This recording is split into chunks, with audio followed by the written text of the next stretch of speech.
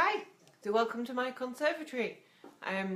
Sunday and I'm here again, and yeah, I hope you guys have had a fabulous weekend. It's been a bit crazy for me. I'm feeling really tired, so at some point you're probably going to see Tony bringing me a cup of double espresso, because that's how tired we are right now. Went to the gym this morning. Don't know if anyone else decided to do a Sunday workout, but went to the gym. Great training session, and yeah, so I'm a bit tired. Anyway, so today I decided I was going to talk about clean eating, and everyone's probably very well aware of the fact that clean eating is all in the news, and it's taking a bit of a heavy rap at the minute, because obviously, you know, it's associated with negativity of food, and some of you may know, some of you may not know. I've had eating disorders myself, and the problem I have with negative association of food, obviously, is that it's wrong, it's bad, it's this. And if somebody's vulnerable, yes, the term clean eating could be an issue. I think the problem is that it's just been singled out as that one particular term of phrase. You could quite easily pick on guilt-free eating, for example. Guilt-free eating, it's got just the same connotation, but it's saying that the food that you're eating is free from guilt. In what way? Food has calories, food has fats, food has sugars. You know, there isn't really a way you can describe a food that would be guilt-free in complete totality, unless it was air, I suppose, or maybe water. Although the water nowadays has got loads of stuff added to it, hasn't it? So I think in terms of clean eating, the issue that we have is that it's not a definitive kind of term for the way somebody eats. There's a lot of confusion. You know, some people think that clean eating means vegan. Some people think that clean eating means you've got to be paleo, gluten-free, dairy-free. There's all these different words that associate with it, and I don't think particularly there's enough explanation. So I think that's where the problem is. So you have people then believing that that to be a better person they have to follow a clean diet, and that's obviously not the way we want to portray these things. I try to eat well. I try to eat healthily, and I try to eat in a balanced fashion. Unless I'm doing something specific for a specific goal, like last year I did a project of 3 months where I didn't have any sugar. I wasn't eating anything processed, and I did it as a trial because I like to experiment on myself. You know, if I've got somebody who's coming to see me, I want to know what's happening, or what might be happening to them if they were doing this kind of diet. So I have experimented with different diets, and that was a specific goal. So in that time, I didn't have a meal outside of my meal plan. Now, that again, we end up with terminology. If people they're on prep, or if the people are following a meal plan, they might have a term where they say cheat meal. You can have a cheat meal this week, or Saturday's cheat meal night, and again that again is loading the term with the association that food is something that you shouldn't be eating, because it's cheating, and I think what needs to happen essentially is we need to be very clear, and I think the message needs to be that unless you are working for a specific goal and your meal plan terms that you are eating a particular way to achieve a particular thing, then a balanced diet is definitely the way we want to be promoting. It doesn't make you healthier, it doesn't make you a better person, but I think historically we've always had this issue with association of negativity in food. You've only got to look at like Weight Watchers and Slimming World and people, and those well-renowned and historically well-used eating plans. They have sins, or they have points that you can accumulate to use for foods that are naughty. So historically, as a society, we've done this. We've associated foods in a negative way in order to promote weight loss. And weight loss is a huge business. You know, it is quite emotive. When people are overweight, there are medical conditions associated with being overweight, and the espresso has arrived. So there are medical conditions associated with that, but you've also have medical conditions associated with undereating. And in actual fact, in this country, we spend more money on conditions arising from undernutrition than we do from people eating too much. So I think the way it's portrayed is an issue. Is the negativity unavoidable? I don't know. I can't answer that question. But I do think that, you know, following people who are eating a clean lifestyle, if you're following them on Instagram, you know, is that 100% of how they're eating, and is that a healthy way to live? Do you want to be like that 100% of the time? You know, life is about living, isn't it? So we all need to embrace balance. So yeah, should you swap to a clean eating diet? It's entirely up to you. I'm not going to tell you to not. If you are, if you want to do that, if you want to follow a clean diet, or you want to go vegan, or you want to cut out gluten, you know, if that's what you want to do, that's absolutely fine. You know, I don't think people should be out there saying, because there's no scientific evidence that this diet is decent, you know, that this person couldn't follow it. We have a right to choose how we live our lives, and if somebody wants to be vegan, then that's absolutely fine. Personally, I would find it quite difficult, because I don't think I could get enough protein in my diet from eating that much broccoli and lentils and pulses and tempeh, and you know, I'd find it quite hard, but that's personal. If you have a problem, you know, with the tolerating wheat and gluten, then yeah, cut it out, because just because you've not been diagnosed with celiac disease doesn't mean that you don't have an intolerance to it. And you'll know in yourself, if you're reacting to a food, you'll notice signs and symptoms that's happening. So by all means, cut it out. Don't feel pressured to eat it just because someone says that, you know, you shouldn't be following that kind of diet. Somebody asked me the other day about the vegan. Should they go vegan? They were scared of getting cancer. And I think that's another problem. Cancer is emotive. You know, I'm pretty sure everybody knows somebody who's had or is going through cancer, and the treatments that go alongside it. Now, if you have, you know, that diagnosis given to you, I think one of the problems is that you start to look for ways to get through it. You know, is this brilliant, amazingly well advertised diet going to cure me? Is it going to help me get better quicker? You know, what clutching at straws is you know, you're clutching at hope, not straws. So if someone says to you, go vegan because, you know, your cancer's going to be cured, then there's every temptation to do that. Now, I appreciate that there may not be the scientific research and the scientific studies behind it to say that this is exactly, you know, what's going to happen. You're going to cure yourself of cancer.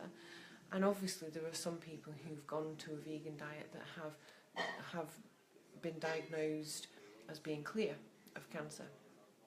But at the same time, there's research and evidence to show that eating meat, which contains CLA, will stop or help to stop women potentially developing female cancers, because we are naturally now deficient in CLA, especially in this country, where we're eating meats that are not grass-fed. And grass-fed cattle is where you gain your CLA in your diet. So if you are deficient in CLA, it's CLA conjugated linoleic acid, not SLA. Sorry if I made that unclear. But if you're deficient in that, and you are wanting to put more in your diet, you have to look for a grass-fed source for your meat. So that would suggest that perhaps being vegan isn't the way to go. So there's lots of different research out there, and it just depends on how, you know, where you're looking. Sugar obviously is another one that's a problem. There's a lot of kind of hearsay with sugar, and which sugars should I cut out, and which, you know, what sources am I allowed, what aren't I allowed. Top and bottom of sugar is that your body recognises sugar as sugar. It doesn't look at the honey pot that you're about to put your spoon into and think, oh, that's a honey sugar, so I can have that, or that's from a cane processed sugar from a cane plant. You know, it doesn't see that. Sugar's sugar. It has the reaction in your body of elevating your, your blood sugars, so your body has a similar reaction to it. If you're looking at alternatives to sugar, there are some out there that don't have that same effect. So it doesn't produce a high blood sugar. It doesn't have a blood sugar increase effect. So things like xylitol, that doesn't do that. But if you were looking at sugars in a diet, then you have basically the option of cutting it out or not. Now, how extreme you wanted to go, that's completely different.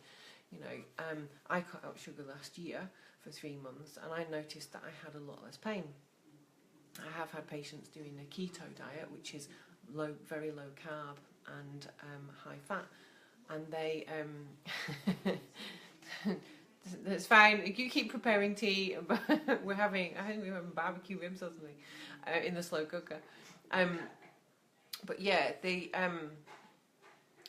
problem with the sugar is that obviously it's a carbohydrate. In a keto diet, you're cutting that out in a large portion. You increase your fats, and a lot of people have reported that actually helped them relieve pain in joints. So, you know, is that the diet that people need to do? I think that the main thing we need to remember is that people are individual, and if we start having a one-size-fits-all diet scheme or a diet system where, you know, this is what everybody should be eating because, you know, somebody has designed a book that's, you know, everybody should follow. I think the problem with that is it's one size fits all. We're not genetically replications of each other, so we need to tailor it to ourselves. We also need to tailor it to our lifestyles, how active we are. You know, I work 12-hour days, but I work 12-hour days physically, and I train for an hour and a half in the morning as well. So I'm obviously going to need a different diet plan to somebody who's sitting in an office. So individualizing the diet, I think, is the key. You know, I don't really understand why people buy into the whole quick fix thing, and I'm permanently getting people asking me to join up to Cell Juice Plus and you know, all those kind of things, and they're okay. You know, they may work for some people. The people may lose weight on them, but the education, I think, is where we need to be putting all our emphasis. You know, educating people on when we say don't eat sugar or, you know, don't eat fat.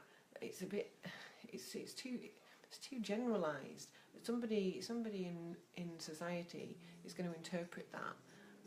If you're a nutritionist or you're a personal trainer or you're into bodybuilding or you're fitness or, you know, you do your own research, then you might have more of an idea what they mean when you're listening to it on the news. But the blanket statements don't help. I don't think I've had anybody asking me any questions. All right, cool. I'm glad that somebody's made a comment. Yeah, it worked for me. Cutting out the sugar definitely made me have less pain. Didn't cure me. I've still got problems. I've still got pain, but I definitely have less pain, and I have the intensity is less. It means I can do more. So, you know, has anyone done any diets that they've found that were amazingly good? I know our friend Josh did the keto diet when he was doing a bodybuilding comp, and he said that he found that helped him. You know, has anyone done anything? Yeah, let me know if you have. But yeah, what kind of things do people want to know? What, you know, is it a case of people want to know what they're supposed to eat, or is, I don't know how tell me what would be the best thing for me to be able to put out there. You know, I'll write something like an article or a blog or something explaining the things people want to understand, because it is complicated. It is difficult to get your head around, and it's a minefield really of information, and you don't know which way to go best. You know, what, like I said, what works for me might not work for somebody else, and it might not suit their lifestyle. You know, I haven't got a problem eating tuna and rice at 10 o'clock in the morning, but there's no way I'm going to get Tony to eat tuna and rice. I think he'd probably throw up if I offered him that. Big T isn't cooking anything, Shane. We put ribs on slow cooker and just made a sauce. So yeah, he had a huge steak for lunch. To be honest with you, he had a huge steak and a sweet potato for lunch. So we'd been to the gym. We're thinking. I know you hate tuna, babe. I know. so yeah. However, my cats don't hate tuna. They seem to love it. But yeah, so I don't know. What I think would be probably a great idea is, like, if people were to tell me exactly what they wanted to understand more about, and I'll try and put something together.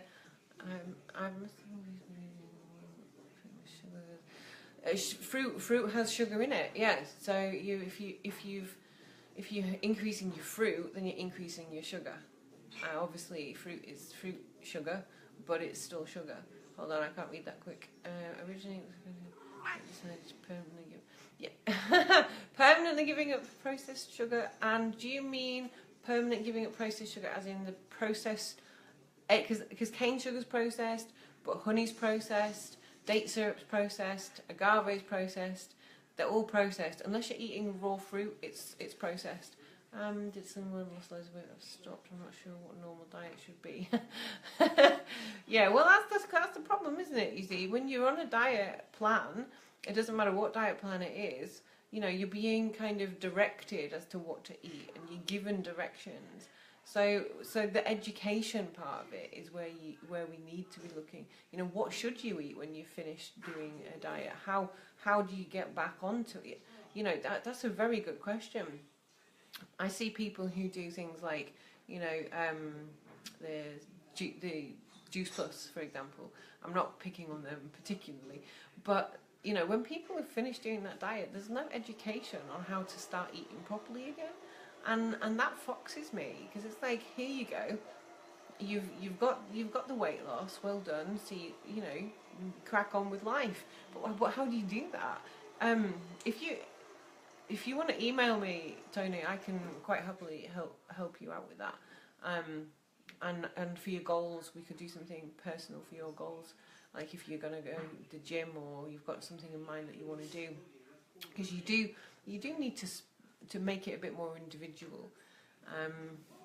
So yeah, I don't know how long I've been waffling on for about this now, but I'm really sorry if it's been a bit waffly.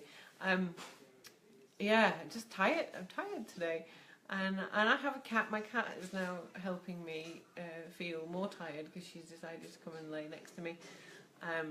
So I hope that's cleared up a couple of things. But please email me. Surely exercise will keep your weight stable after control. Exercise helps keep your weight stable if you've been on a controlled diet, definitely. But you can, you know, if you. I see a lot of people that come for advice that have been yo-yo dieting. Exercise is very helpful. When I lost 7 stone, I didn't exercise through that time at all, because I couldn't. I was in too much pain physically, and I had a problem with my spine and the nerves in my leg. I couldn't exercise, so exercise didn't ever feature for me. And I don't use exercise to control my weight. I train and I'm actually training to put muscle on because of what I've been through. I don't want to be controlling my weight with it. I'm eating to be able to put more muscle on. I don't want to be controlling my weight in that way with exercise. But if you look at it in terms of I'm going to eat this cake, which means I have to do 20 minutes extra on the treadmill, that is a way of controlling it. But then your association again with how you're eating and you're exercising becomes negative. You know, you're exercising because you have to rather than because you enjoy it. I think that's a bit of a difficult way to control things. If you are, you know, having to exercise because you don't want to put the weight on, you need to enjoy what you're doing. If you're not enjoying any exercise, whatever format it's in, it becomes a chore, and then there's the danger that you slack off and you don't put as much effort in. So yeah, I'm not sure that I would do that. I would put exercise in that somebody is going to do into a generalised plan to improve their health and their fitness levels, but I wouldn't use it as a control personally. If you do, that's okay. Again, it's individual choice of how you do it. So yeah, I don't really think I have anything else of any great importance to say, other than, you know, research is occurring all the time, and when people talk about the fact that, you know, there's no research involved with the diet and how the diet can affect the body, look, we know if we eat some foods, some people react to them. I've experimented on myself, you know, and I'd say that I definitely know there's an association with food and my pain levels, but I haven't done an experiment on that. You know, I haven't done a mass research project. It doesn't mean it's not true. It just means it's not proven, and that's the difficulty with a lot of the information. It's not proven, so we have to be a little bit open-minded, I think. Don't knock it, because obviously, you know, everything that we now know works at some point was an unknown and had to go through a process to be able to work out if it was something, you know. And there's a lot to be said for placebo as well. If you take experiments, I don't know how many people did scientific experiments with control groups, but quite often the control group will come out with the same results as the ones who are actually taking the medication or making the change, because, you know, the mind believes that you're going to be okay and this is going to work, and that's what happens. So even in that circumstance, is it bad? I don't think it is. If somebody is getting better and their symptoms are improving, then, you know, that's all for good. If telling somebody that a clean eating diet will help them, makes them think about what they're eating, and makes them question the sources of food, then that can't be a bad thing in my head. You know, it doesn't mean that you should restrict and limit, and a balance is good, but be aware that I think, you know, research needs to be done, and up until that point, if something works for you, great, crack on. But enjoy it, enjoy life, and enjoy food.